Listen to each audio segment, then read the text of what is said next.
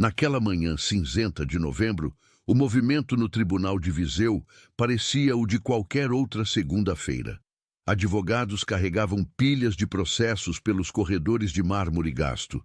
Jornalistas ajustavam câmeras perto da entrada principal, esperando a coletiva de um caso que havia dominado as páginas dos jornais regionais naquela semana.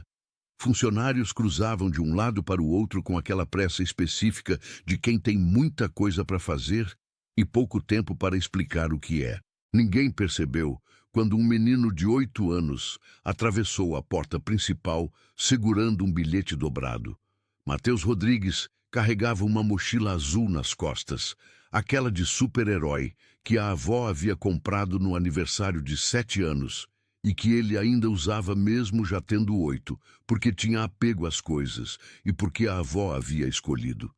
Ele apertava o papel com força entre as mãos, não com a força de quem está com medo, com a força de quem não quer perder a coisa mais importante que tem. Ele havia encontrado aquele bilhete 3 semanas depois da morte da avó, escondido entre as páginas de um livro antigo de poesia que ficava na prateleira do meio da estante da sala, exatamente na altura dos olhos de uma criança, como se tivesse sido colocado ali para ser encontrado por ele e não por ninguém mais. Havia uma chave pequena presa ao papel com um elástico. Chave de metal numerada. O número 47 gravado no cabo. E no verso do bilhete, a letra da avó, aquela letra inclinada para a direita que Matheus conhecia de cor de tantos bilhetes de lanche e cartinhas de aniversário. Se ninguém acreditar em você, entregue isto à doutora Leonor Fonseca, juíza do Tribunal de Viseu, Sala 3. Ela vai saber o que fazer. Eu confio em você, meu amor. Sempre confiei. Matheus havia lido aquilo 13 vezes. Havia tentado mostrar para a mãe na noite em que encontrou. A mãe estava no telefone, cansada do jeito que estava sempre cansada nos últimos meses, e havia dito que ia ver depois, e depois não havia havido. Havia tentado mostrar para o tio Eduardo no fim de semana seguinte. O tio Eduardo havia olhado para o papel, havia dito que era provavelmente alguma coisa sem importância que a vovó Amélia havia escrito num dia de confusão, e havia devolvido o bilhete com o jeito de quem encerrou o assunto. Se ninguém acreditar em você. A vovó Amélia havia escrito essa frase sabendo o que ia acontecer. Então Matheus esperou. Esperou com a paciência que só existe em crianças que aprenderam a esperar, porque os adultos ao redor sempre têm algo mais urgente.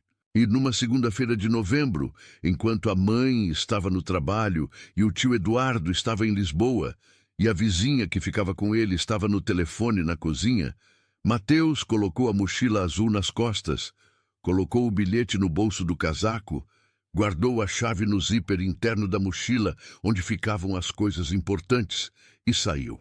O tribunal ficava a 23 minutos a pé da casa da vovó Amélia, onde ele ainda estava morando enquanto os adultos decidiam o que fazer. Ele havia contado o caminho uma vez, acompanhando a avó há 2 anos, quando ela foi renovar um documento, e ele foi junto porque não havia onde ficar. Lembrava do caminho.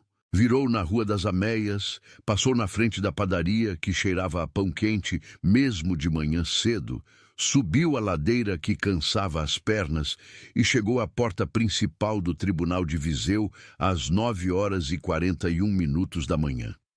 Atravessou a porta e parou. O corredor à frente era grande demais, cheio de gente que não olhava para ele. Barulhento do jeito que lugares cheios de adultos apressados são barulhentos. Havia um balcão de recepção à esquerda, uma placa de salas à direita e, no meio, uma corrente de pessoas que passavam sem desviar. Matheus ficou parado por um momento. Depois respirou fundo, da forma que a vovó Amélia havia ensinado quando ele ficava nervoso antes das provas da escola. Respira pelo nariz, solta pela boca. Pensa numa coisa boa. A coisa boa que ele pensou foi o cheiro do casaco da avó. Aquele cheiro de lavanda e de casa que ainda estava no casaco dela que ele havia pedido para guardar. e foi em frente. Encontrou a placa. Sala 3 estava no corredor da esquerda, segundo andar. Havia um elevador, mas havia também uma escada, e Mateus escolheu a escada porque elevadores em lugares grandes o deixavam desconfortável. Subiu. Encontrou o corredor. Encontrou a sala 3. A porta estava fechada. Do lado de fora havia um banco de madeira onde duas pessoas esperavam. Um homem mais velho com pastas e uma mulher que estava olhando para o celular. Mateus sentou no banco também. Ficou com as mãos no bilhete no bolso. Esperou. 22 minutos depois, a porta se abriu. Uma funcionária saiu com documentos. Olhou para as duas pessoas no banco. Olhou para Mateus com aquela surpresa específica de adulto que não estava esperando encontrar uma criança sozinha. "Você está perdido?" ela perguntou. "Não", Mateus disse. "Preciso falar com a doutora Leonor Fonseca." A funcionária ficou olhando para ele. "Ela está em audiência." "Eu sei, posso esperar." "Você está acompanhado?" "Não." "Onde estão seus pais?" "Minha mãe está no trabalho. Eu preciso falar com a doutora Leonor Fonseca." A funcionária ficou em silêncio por um momento, com aquela expressão de adulto que não sabe completamente o que fazer com uma situação que não está no protocolo normal. "Como você se chama?" "Mateus Rodrigues." "Quantos anos você tem, Mateus?" 8. "Mas isso não importa para o que eu preciso entregar." A funcionária ficou olhando para ele por mais um segundo. Depois disse: "Fica aqui, eu volto." Voltou 5 minutos depois. "A doutora Fonseca vai te receber quando a audiência terminar. Deve ser mais 20 minutos." Mateus assentiu. "Obrigado." E esperou. Foram 31 minutos, não 20, mas Mateus contou e não reclamou. Quando a porta se abriu de novo e a funcionária fez um gesto para ele entrar, ele se levantou, ajeitou a mochila nas costas e entrou. A sala de audiências, número 3, do Tribunal de Viseu, não era grande. Tinha aquela solenidade específica dos espaços jurídicos, a mesa alta da juíza, as cadeiras alinhadas, a bandeira no canto, o brasão na parede. Mas agora estava quase vazia. Só a doutora Leonor Fonseca, sentada atrás da mesa revisando documentos, e a funcionária que havia chamado Mateus. A doutora Leonor Fonseca tinha uns 55 anos, cabelos grisalhos cortados curtos, óculos de armação fina e aquela expressão de quem já viu muita coisa, mas ainda presta atenção. Quando Mateus entrou, ela levantou os olhos dos documentos. Ficou olhando para ele por um segundo. "Senta", ela disse. A voz era firme, mas não era dura. Mateus sentou na cadeira à frente da mesa. Seus pés não chegavam completamente ao chão. "A Ana me disse que você tem algo para me entregar", a doutora Fonseca disse. "Tenho." Mateus tirou o bilhete do bolso. Estava um pouco amassado das 3 semanas em que havia ficado guardado. Ele o colocou em cima da mesa. A juíza pegou. Leu. O silêncio que veio depois teve uma qualidade específica que Mateus notou sem conseguir nomear. Era o silêncio de quando uma pessoa reconhece alguma coisa. A doutora Fonseca leu de novo, mais devagar. Depois levantou os olhos para Mateus. "Quem escreveu isso?" ela perguntou. "A minha avó, a Amélia Rodrigues." Pausa. "Ela morreu há 3 semanas." A expressão da juíza mudou de um jeito sutil que Mateus observou. Não era surpresa, era outra coisa. Reconhecimento, talvez. Ou algo que ele não tinha nome para identificar ainda. "Amélia Rodrigues", ela repetiu. "Conhecia ela?" A doutora Fonseca ficou em silêncio por um momento. "Há muitos anos." Pausa. "Onde você encontrou o bilhete?" "Num livro de poesia, na prateleira do meio da estante dela." Mateus enfiou a mão no zíper interno da mochila e tirou a chave. Colocou em cima da mesa ao lado do bilhete. Essa chave também estava lá. A juíza olhou para a chave, pegou, virou nas mãos. Olhou para o número 47 gravado no cabo. Ficou em silêncio por um tempo que foi mais longo do que Mateus esperava. "Você mostrou isso para mais alguém?" ela perguntou. Tentei. Minha mãe e meu tio não acharam importante. Por isso você veio sozinho. O bilhete dizia para vir aqui se ninguém acreditasse. A doutora Fonseca ficou olhando para ele, com aquela atenção específica de quem está vendo uma pessoa de verdade, não só o tamanho ou a idade. Mateus, ela disse, você sabe o que a sua avó guardava nesse livro? Não, ela não me contou, só deixou o bilhete. E você confia nela? Não era pergunta, mas Mateus respondeu mesmo assim. Ela nunca me pediu nada que não fosse importante, ele disse. Nunca. A doutora Leonor Fonseca ficou em silêncio por um momento longo. Depois se levantou. Fica aqui, ela disse. Eu volto. Para entender o que aconteceu depois, precisamos entender o que havia antes. Precisamos voltar 7 anos para uma história que Mateus não sabia que existia, mas que a avó havia carregado durante todo esse tempo. 7 anos atrás, numa tarde de abril, um homem chamado Henrique Souza desapareceu de Viseu. Henrique tinha 42 anos, era contador, trabalhava numa firma pequena no centro da cidade, tinha mulher e 2 filhas adolescentes. Era o tipo de homem que existe no centro de qualquer cidade de tamanho médio, conhecido de vista por muita gente, amigo próximo de poucos, sem inimigos declarados e sem histórias que chamassem atenção, até desaparecer. Num domingo de abril, Henrique saiu de casa às 10 da manhã, dizendo que ia dar uma volta e não voltou. A mulher, a Teresa, esperou até o fim da tarde e depois ligou para a polícia. Iniciou-se busca. Foram verificados hospitais, foram feitas rondas, foram entrevistados vizinhos e colegas. Nada. 3 semanas depois do desaparecimento, a polícia foi forçada pelas evidências a considerar outra hipótese. Tinham surgido documentos, movimentações financeiras da firma onde Henrique trabalhava que apontavam para desvios sistemáticos ao longo de 2 anos. E o sócio da firma, um homem chamado Gustavo Melo, havia apresentado uma denúncia formal afirmando que Henrique havia desviado 320 mil euros e fugido para evitar ser confrontado. A narrativa tomou forma com aquela velocidade que as narrativas tomam quando tem documentos por trás. Henrique Souza havia roubado o sócio e desaparecido. A família ficou destruída. Teresa perdeu o emprego porque o estigma chegou antes dela a qualquer entrevista. As filhas mudaram de escola porque os colegas repetem o que os pais dizem em casa. A casa foi vendida para pagar advogados que tentaram, sem sucesso, contestar a versão oficial de um caso que havia sido arquivado sem corpo, sem confissão e sem conclusão definitiva, só com documentos que diziam uma coisa e uma família que dizia outra. Ninguém foi a julgamento.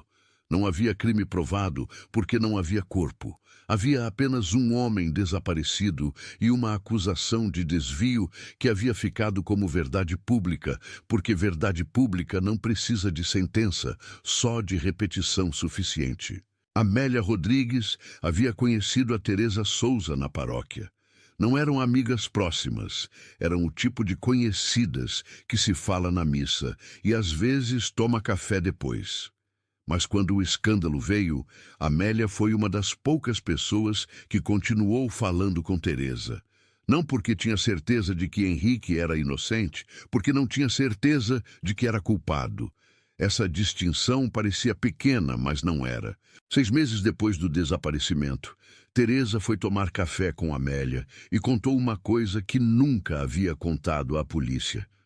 Não porque estava escondendo, porque a polícia não havia perguntado da forma certa e porque ela mesma não sabia o que significava. Nas 2 semanas antes de desaparecer, Henrique havia ficado diferente. Não diferente de quem está planejando fugir, diferente de quem está com medo, assustado de um jeito que ele não conseguia nomear quando ela perguntava. Dizia que estava bem, que era estresse do trabalho, mas fechou um cofre em casa que ela não sabia que existia. Mandou uma carta para um endereço que ela não reconheceu. E numa noite, quando ela acordou às 3 da manhã, estava sentado na mesa da cozinha com documentos que guardou rapidamente quando ela entrou. Amélia ouviu tudo isso e ficou com aquilo na cabeça. Nos meses seguintes, Amélia fez algo que não havia planejado fazer. Começou a prestar atenção em Gustavo Melo, não de forma oficial. Era uma senhora reformada de 60 e poucos anos. Não tinha recursos nem autoridade para conduzir investigação nenhuma. Mas tinha tempo, tinha a invisibilidade específica das pessoas idosas que os outros subestimam. E tinha aquela teimosia serena de quem decide que uma coisa importa e não larga até entender por quê. Gustavo Melo tinha uma vida que parecia completamente normal em superfície. Empresa reorganizada depois do suposto desvio de Henrique, novos sócios, crescimento que ele atribuía publicamente à libertação do peso do ex-parceiro desonesto. Casado, filho, casa em Viseu e outra no Algarve que havia comprado 2 anos depois do desaparecimento de Henrique. Amélia notou a casa no Algarve. Não porque havia alguma coisa necessariamente errada com comprar casa, mas porque havia algo no timing, no ritmo de prosperidade que havia começado exatamente quando a narrativa de Henrique como vilão havia se solidificado. Num verão, Amélia foi visitar uma prima no Algarve. Foi propositalmente. Passou perto da propriedade de Gustavo. E por um conjunto de coincidências que ela nunca havia contado a ninguém, porque soavam improváveis demais, acabou numa conversa com um vizinho da propriedade, um homem aposentado que cuidava dos jardins da zona. O homem, sem saber que Amélia tinha qualquer interesse específico, mencionou que havia visto Gustavo Melo armazenar coisas num depósito alugado na cidade. Mencionou porque Gustavo havia pedido ao homem que assinasse como testemunha num contrato de aluguel quando o gerente do depósito não estava, o que era irregular, e o homem havia achado estranho na época. Amélia pediu o nome do depósito de forma casual, como quem está só fazendo conversa. O homem disse: Amélia foi ao depósito no dia seguinte. Não pôde entrar, claro, mas viu o painel de unidades no saguão. E tirou uma foto discreta do painel, que mostrava os números das unidades e os nomes dos locatários. A unidade 47 estava no nome de uma empresa que ela não reconheceu. Levou 3 semanas para descobrir que a empresa era uma shell, uma casca sem atividade real, registrada num endereço que não existia e que havia sido aberta 6 semanas antes do desaparecimento de Henrique Souza. Amélia tinha naquele momento uma chave que havia encontrado por um caminho que ela mesma não conseguia explicar completamente e uma suspeita que não era prova. Levou tudo isso à doutora Leonor Fonseca. Não foi fácil chegar até ela, não havia conexão direta. Mas a doutora Fonseca tinha a reputação de ser o tipo de juíza que, quando havia suspeita de injustiça, não arquivava antes de ouvir. Amélia conseguiu uma conversa curta através de um advogado conhecido. A doutora Fonseca ouviu, fez perguntas, ficou em silêncio por um tempo e disse que precisava de mais, que o que Amélia tinha eram indícios, não provas, que para reabrir um caso que havia sido arquivado era necessário material mais concreto, que a chave sozinha não bastava sem saber o que havia dentro da unidade. Para acessar a unidade legalmente era necessário mandado. Para mandado era necessário mais do que uma chave tirada de circunstâncias irregulares e uma empresa fantasma. Amélia foi embora naquele dia, sabendo que havia chegado longe o suficiente para ver a verdade, mas não longe o suficiente para provar. Ficou com a chave. E ficou esperando. 2 anos depois, Amélia ficou doente. Não de uma vez, de forma gradual. Aquela forma que algumas doenças têm de chegar antes que você perceba que chegaram. Nos últimos meses, havia ficado claro que não haveria muito mais tempo. E ela havia tomado uma decisão. Se não conseguia entregar a chave pessoalmente, entregaria através de quem confiava mais do que qualquer pessoa no mundo. O neto de 8 anos com a mochila de super-herói. A doutora Leonor Fonseca voltou à sala de audiências 16 minutos depois de ter saído. Sentou, colocou as mãos na mesa, olhou para Mateus. Mateus, eu conhecia a sua avó. Ela veio falar comigo há alguns anos sobre um assunto muito sério. Pausa. E a chave que você me trouxe é parte desse assunto. Mateus ficou quieto, esperando. Você entende que o que sua avó pediu que você fizesse era muito importante? Entendo. Por isso eu vim. A doutora Fonseca ficou olhando para ele por um momento. Você tem coragem, ela disse. Não era elogio vazio, era observação. A vovó dizia que coragem não é não ter medo, é fazer a coisa certa mesmo com medo. Ela tinha razão. A juíza ficou em silêncio. Mateus, o que vem agora vai envolver adultos. Vai envolver um processo que é complicado e que vai levar tempo. Mas o que você trouxe hoje pode fazer uma diferença muito grande para pessoas que precisam muito. Pausa. Você precisa ir para casa agora. Eu preciso ligar para sua mãe. Ela vai ficar brava. Provavelmente. A doutora Fonseca esboçou algo que era quase um sorriso. Mas você fez a coisa certa. Brava passa. O processo que se seguiu não foi rápido. As coisas importantes raramente são. A doutora Leonor Fonseca reabriu o contato com o caso de Henrique Souza de forma informal primeiro, verificando o estado do arquivo, consultando colegas.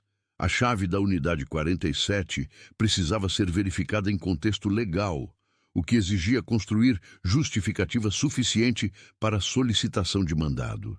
O que havia mudado, e isso foi o elemento que Amélia não havia podido prever, mas que fez diferença, era que nos 7 anos desde o desaparecimento de Henrique, uma das testemunhas originais do caso havia mudado de depoimento. Um funcionário da firma de Gustavo Melo, que havia confirmado os documentos de desvio em 2017, havia procurado um advogado 6 meses antes, quando Amélia já estava doente. Havia dito que havia mentido, que os documentos tinham sido preparados, que havia sido pressionado por Gustavo, que havia carregado aquilo durante 7 anos e não conseguia mais. O advogado havia guardado o depoimento, esperando o momento de avançar. Não havia avançado ainda, porque não havia base suficiente para reabrir formalmente o caso. A chave era a base. Quando a doutora Fonseca cruzou as informações, quando o depoimento retratado do funcionário foi somado às evidências que Amélia havia deixado e à chave que Mateus havia entregado, havia material suficiente para solicitar mandado de busca à unidade 47 do depósito no Algarve. O mandado foi aprovado. A busca aconteceu numa terça-feira de dezembro, 6 semanas depois de Mateus ter atravessado a porta do tribunal com a mochila azul. Dentro da unidade 47 havia uma mala vermelha. Dentro da mala havia documentos. Não os documentos que a polícia havia encontrado 7 anos antes, que haviam sido apresentados como prova do desvio de Henrique. Eram os documentos originais, os documentos reais. Os que mostravam que o desvio havia sido feito por Gustavo Melo ao longo de 3 anos, com registros sistemáticos, e que Henrique havia descoberto, havia reunido as provas e havia escondido exatamente ali antes de desaparecer. Havia também um envelope. Dentro do envelope, uma carta de Henrique Souza, datada de 2 dias antes de seu desaparecimento, endereçada à esposa e às filhas. Uma carta de quem sabia que estava em risco, de quem havia colocado as provas em segurança e estava tentando decidir o passo seguinte, de quem não havia conseguido dar esse passo a tempo. Henrique Souza não havia fugido, havia tentado denunciar e havia desaparecido antes de conseguir. O caso foi reaberto oficialmente. Gustavo Melo foi detido numa manhã de janeiro, enquanto estava no escritório que havia construído sobre a reputação destruída de um homem inocente. A Teresa Souza, que havia passado 7 anos carregando o peso de ser esposa de um homem que o mundo havia decidido ser culpado, ficou sabendo num telefonema que recebeu numa tarde de quarta-feira. A filha mais velha estava do lado dela quando ela atendeu. Depois de desligar, as duas ficaram em silêncio por um tempo que nenhuma das duas conseguiria medir. Depois, a filha disse: "Eu sabia, mãe. Sempre soubemos." "Eu sei", Teresa disse. E chorou do jeito que você chora quando a dor é tão velha que você esqueceu que estava esperando que parasse. A doutora Fonseca chamou Mateus ao tribunal de novo, desta vez com a mãe, numa tarde de fevereiro. Sentaram na mesma sala 3. Mas desta vez havia mais gente. A Teresa Souza estava lá com as 2 filhas, o advogado que havia guardado o depoimento retratado, a funcionária Ana, que havia chamado Mateus no corredor meses antes. A doutora Fonseca explicou o que havia acontecido, com linguagem que Mateus conseguia acompanhar, sem simplificar demais, mas sem usar os termos que precisariam de tradução. Quando terminou, Teresa Souza olhou para Mateus. "Você não me conhece", ela disse.